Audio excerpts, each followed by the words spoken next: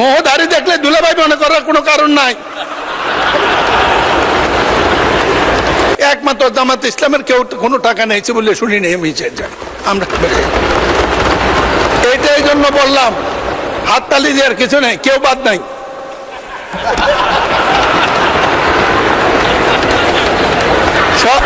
সব দূর সালাউদ্দিন দেবেন। মোহধারী দেখলে দুলাভাই মনে করার কোনো কারণ নাই।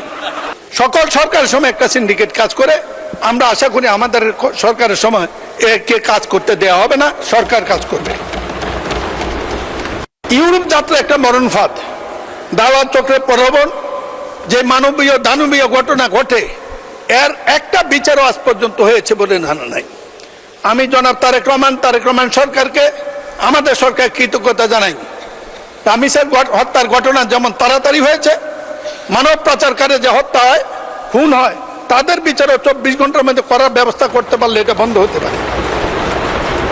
বিপজ্জনক রুট, দালাল চক্র অফিসে বেশের দুর্গম রাস্তা, জঙ্গল, ঝুঁকিপূর্ণ নদী, সমুদ্র পথে ইউরোপ পাঠার চেষ্টা করে অনেকে গন্তব্যে পৌঁছতে পারে না, আর পৌঁছতেও তারা ওখানে যায় না, কোনো কাজ পায় না।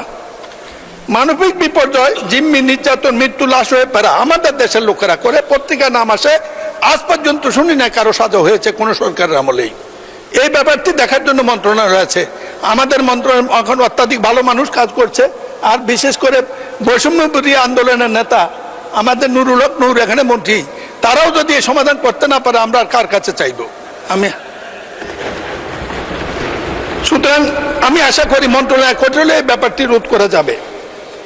ইউরোপে জঙ্গি এবং মুক্তিপণ, এটি একটি বিরাট সংকট। এটার জন্য আমাদের রাষ্ট্রদূতগুলা, রাষ্ট্রাচারগুলা কি জন্য থাকে আমি আজ পর্যন্ত এটা জানি না। মাননীয় স্পিকার, কেউ কোনোদিন আমাদের লোকের বিপদের পাশে দাঁড়িয়েছে এই গল্প আমি কোনোদিন শুনি নাই। বৈধ এজেন্সি এটা ইচ্ছা করলে নিয়ন্ত্রণ করতে পারে, কিন্তু করবে না, কারণ এদের টাকার এত দূরত্ব, যে কোনো জায়গায় টাকা যায়। একমাত্র জামাত ইসলামের কেউ কোনো টাকা নিয়েছে বলে শুনি নেই আমরা। এইটাই জন্য বললাম হাততালি দেওয়ার কিছু নেই, কেউ বাদ নাই।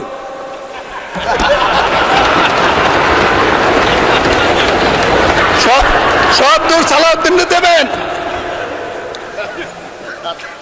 মোহধারী দেখলে দুলাভাই মনে করার কোনো কারণ নাই।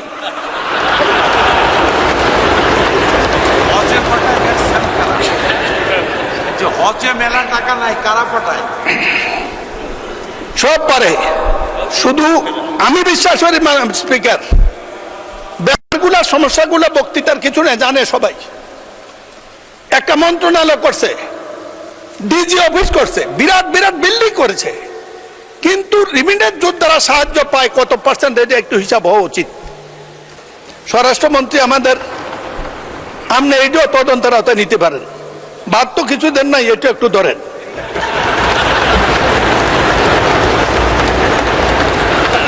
বৈধ রিক্রুটিং এজেন্সি এবং সম্মানিত লোক, ক্রিমিনাল যার ইতিহাস নাই, তাকে বৈধ লাইসেন্স দেওয়া হবে না, যে ইচ্ছে সে হোক।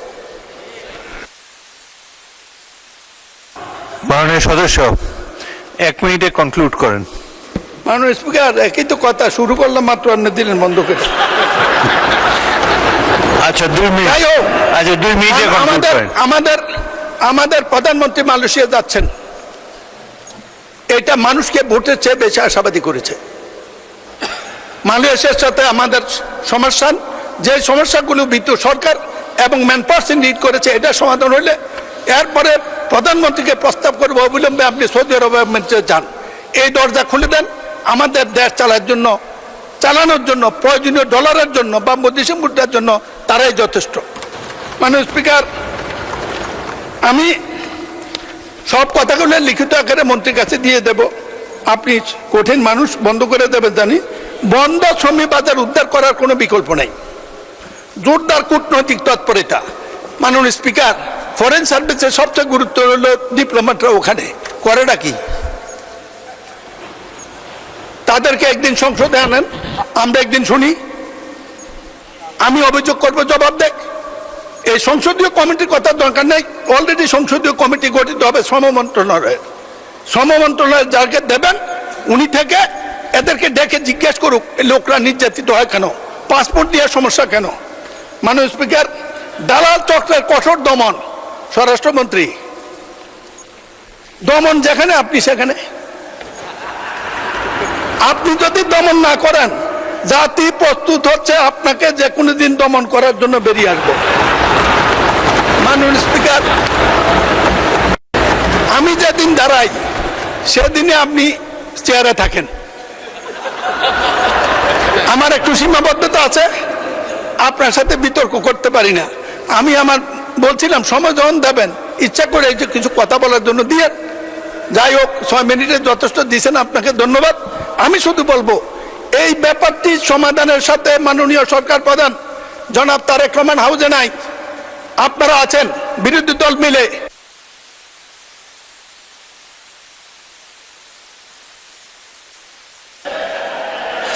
আরেক মিনিট।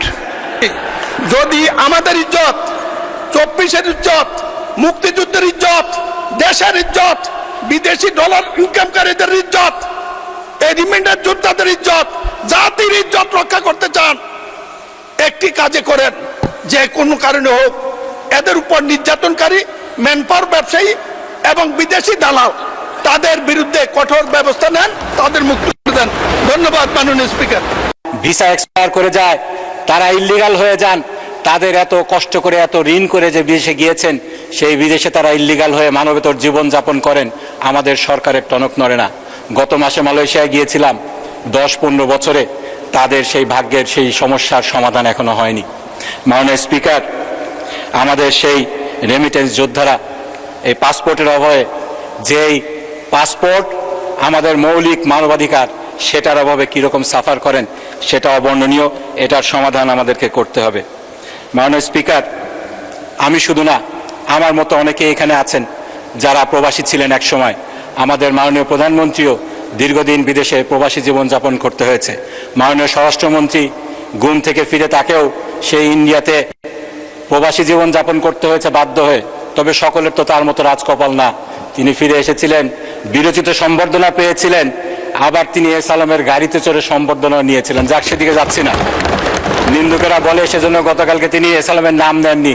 যার নুন খেতে হয় তার তো কিছু গুণ খেতে হয়। যাক, সেদিকে যাচ্ছি না। মাননীয় স্পিকার, আমাদের প্রত্যেকটা যে মিশন রয়েছে সেখানে আমাদের একটি শাখা রয়েছে যেখানে আইনগত সেবা দেওয়া হয়। বিভিন্ন সমস্যা যেগুলো রয়েছে, যারা শ্রমিক রয়েছেন তাদের সমস্যার সমাধান করার জন্য একটি শাখা রয়েছে, কিন্তু সেটা শুধু নাম সর্বস্ব শাখা। আমাদের শ্রমিকেরা বিদেশে অতিরিক্ত কর্মঘণ্টা পালন করছে, ঠিক মতো মজুরি পাচ্ছে না, ন্যূনতম মজুরি পাচ্ছে না, কর্মক্ষেত্রে নির্যাতনের শিকার হচ্ছে। আমাদের সেই শাখাগুলো কোনো ব্যবস্থা নিতে পারছে না। আমার যেটা প্রস্তাব হবে, প্রত্যেকটি বৈদেশিক শাখায় একজন করে আইনজীবী নিযুক্ত করা হোক। যদি বাংলাদেশের আইনজীবীদের সমস্যা সমাধান করা সম্ভব না হয়, স্থানীয় আইনজীবীদের প্যানেল করা হোক, তারা এই সমস্যাগুলোর সমাধান করবেন, এই সমস্যাগুলো দেখবেন। মাননীয় স্পিকার, নারী শ্রমিকদের ব্যাপারে বলতেই হয়, গত 8 বছরে 800 নারী শ্রমিকের লাশ ফেরত এসেছে। 70,000 নারী শ্রমিক নির্যাতিত হয়ে দেশে ফিরে এসেছেন। আমরা আইনগত কি ব্যবস্থা নিতে পেরেছি? মাননীয় স্পিকার, গত কয়েকদিন আগে আমেরিকাতে এক পড়তে যাওয়া দম্পতি, তাদেরকে নৃশংসভাবে খুন করা হয়েছে। তাদের লাশ দেশে ফেরত এসেছে, এজন্য সরকার উদ্যোগ নিয়েছে, এজন্য ধন্যবাদ জানাতে চাই। কিন্তু সেই পরিবারটিকে সেই সিভিল এবং ক্রিমিনাল রেমিডির জন্য কি ব্যবস্থা নেওয়া হয়েছে, এই বিষয়টি আমি প্রবাস কল্যাণ মন্ত্রণালয়ের যিনি দায়িত্বপ্রাপ্ত আছেন তাদের কাছ থেকে জানতে চাই। মাননীয় স্পিকার, গত কয়েক বছরে 2012 থেকে 2025 সাল পর্যন্ত প্রায় 6,000 রিপোর্টেড পাচার হয়েছে বাংলাদেশ থেকে, নারী পাচার হয়েছে। এটা রিপোর্টের আরও বেশি থাকার কথা। এই নারী পাচার রোধে, মানব পাচার রোধে, এই মডার্ন স্লেভারির যে বিষয়টা রয়েছে, এই বিষয়ে আমরা কি করছি এটা আমাদের ভেবে দেখা দরকার। মাননীয় স্পিকার, আমি এরপরে দীর্ঘদিন যুক্তরাজ্যে ছিলাম, যে যুক্তরাজ্যে আমাদের দেশের প্রায় 5 থেকে 7 লক্ষ লোক বাস করে। আমার এক মুরব্বী ঠাট্টা করে বলতেন, তোমরা যারা ইউরোপের উন্নতর দেশে থাকো, আমেরিকাতে থাকো, তোমরা প্রবাসী না, তোমরা নিবাসী। কারণ তোমরা তো দেশে ফিরে আসবে না, সেটাকেই তোমরা তোমাদের দেশ মনে করো। মাননীয় স্পিকার, আমি ফিরে এসেছি। আমার মতো অনেকেই ফিরে আসতে চায়, কিন্তু তারা ফিরে আসতে ভয় পায়। আমাদেরকে চিহ্নিত করতে হবে, এই ভয় শুধু জানের ভয় না, এই ভয় সম্মানের ভয়, এই ভয় ভালোভাবে বেঁচে থাকতে পারবে কিনা সেই ভয়। আমাদের যে দেশ থেকে যে ব্রেন ড্রেন হয়ে যাচ্ছে পাশ্চাত্য বিশ্বে, এটার কারণ কি? প্রথম জেনারেশন তাদের দেশে ফেরার একটা স্বপ্ন থাকে, দ্বিতীয় জেনারেশন কেন বাংলাদেশকে নিজেদের দেশ বলতে লজ্জা পায়?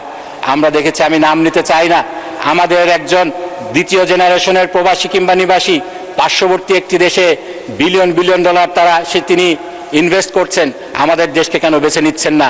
সেটা আমাদেরকে ভেবে দেখতে হবে মাননীয় স্পিকার। সেজন্য আমি যেটা প্রস্তাব করতে চাই, এই বিষয়টাকে টপ প্রায়োরিটি ধরে একটি সংসদীয় টাস্কফোর্স গঠন করা হোক। প্রবাসীদের সমস্যার সমাধান আরও একটা রয়েছে, আমি খুব সংক্ষেপে যেটা বলতে চাই, দীর্ঘদিন প্রবাস থেকে যখন তারা দেশে ফিরে আসেন, তারা যেহেতু দীর্ঘদিন প্রবাসে থাকেন, এখানে সমাজে তাদের ইন্টিগ্রেশনের সমস্যা হয়, অর্থনৈতিক পুনর্বাসনের সমস্যা হয়। এই সমস্যার সমাধানের জন্য আমাদেরকে ব্যবস্থা নিতে হবে। সকল কিছুর জন্য আমার যেটা প্রস্তাব, একটি সংসদীয় টাস্কফোর্স গঠন করা হোক, এক্সপার্টদের সমন্বয়ে, সংসদের সমন্বয়ে, সংসদ সদস্যদের সমন্বয়ে, এবং বিষয়টিকে অত্যন্ত গুরুত্বের সাথে বিবেচনা করে কার্যকর পদক্ষেপ নিয়ে আমাদেরকে বিদেশি যেই ব্রেন ড্রেন হচ্ছে এবং বিদেশি রেমিটেন্সটাকে আরও ইনহ্যান্স করার জন্য একটি কার্যকর ব্যবস্থা গ্রহণ করার জন্য এই সংসদকে আহ্বান জানিয়ে আমার বক্তব্য এখানে শেষ করছি। ধন্যবাদ মাননীয় স্পিকার।